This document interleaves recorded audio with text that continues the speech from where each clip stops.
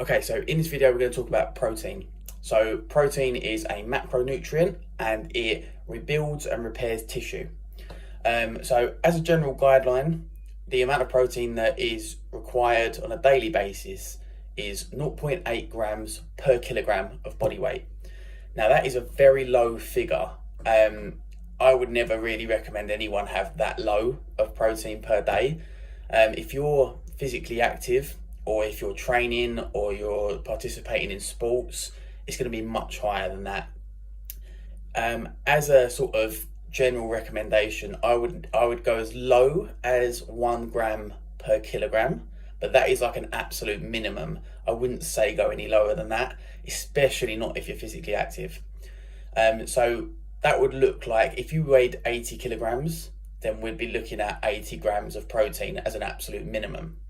So what that actually looks like practically is if you was to have 4 meals in a day, that would be sort of 20 grams of protein per meal, right? So that gives you 80 grams at the end. Now, if that was in 3 meals, then it would be about 26, 27 grams of protein, right? Obviously, these would vary. Realistically, if you're having a meal, it could be 30 grams, it could be 20 grams. But if we want to hit 80, I'm just saying, as a very rough example that wouldn't really happen in reality, but 26 to 27 grams across 3 meals gets you around 80, right?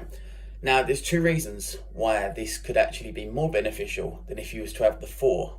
Okay, the first reason is when we consume protein, the aim is to maximally stimulate muscle protein synthesis.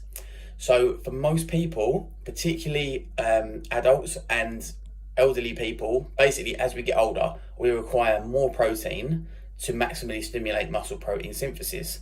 So when you're in your teens, early 20s, that might only be 20, 25 grams. As you get older, it becomes far more. So hitting 26, 27 grams of protein in a meal is actually going to potentially stimulate muscle protein synthesis maximally or far better than if we only had 20 grams. Another reason is if you're having 3 meals, you're probably going to have space in your day to therefore either add another meal or to have a snack. And that allows us more room to ingest more protein. And that is a benefit because there is no top end of how much protein you can ingest in a day. And that is the key point. It's how much we consume in a day. Okay, it is better to separate the protein intake across the day. Say you had, for example, 25 grams in a meal, 30 grams in another meal, 30 grams in another meal, and 20 in another meal. Brilliant. But the main thing is how much we consume per day. So if you was to consume, I don't know, let's say, for argument's sake, 80 grams of protein in 1 meal, but you didn't consume any protein elsewhere, that is still better than if you consumed 4 meals, but only had 10 grams of protein in each, because at the end of the day, we are below 80 grams. You know, we haven't had enough protein across the day.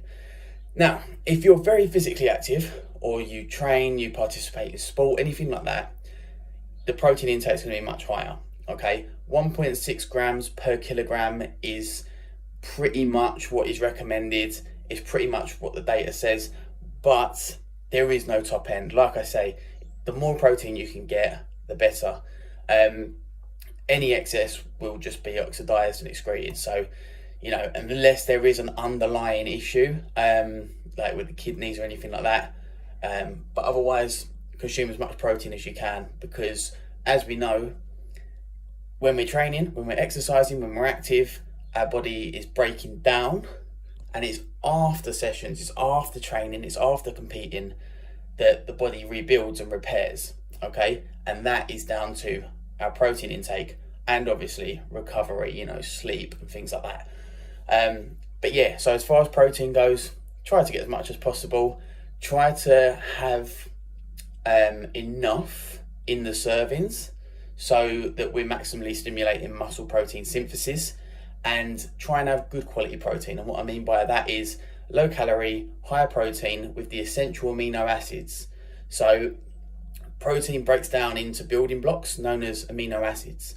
Essential amino acids and non-essential. Non-essential, body can produce them. Essential, we have to get them from the diet. Okay, our body can't just produce them amino acids. So things like leucine, isoleucine, it's a couple more, but mainly leucine. But yeah, anyway, they're the ones that we want to obtain from the diet, right? And things that are high in that are like your lean meats, or any meat really, but chicken breast, some red meat, maybe even some fish. These are all things that are high in protein. Obviously, it's much more difficult if you're a vegetarian, a vegan, anything like that. Anything that makes your diet a bit more difficult is going to have a knock-on effect to how much protein you can ingest, because it's quite difficult to obtain the protein, especially with the essential amino acids. But I tend to say, you know, it's difficult to get enough protein in your diet realistically, unless you're going to eat chicken breast after chicken breast, and no one wants to just be doing that. So I tend to kind of advise, loosely speaking, that if you can, get a whey protein isolate or even concentrate, but whey protein, just a scoop of that. You can have it flavored if it makes it easier to take it, but you know, a scoop of protein, that's a serving of protein, right? You're going to get 20 to 25 grams depending on what product it is, but it's high biological value. It's easy to absorb, and it's very high in protein and very low in calories for what it is, and that will just ease the burden of trying to constantly consume so much protein. That might be something to look into.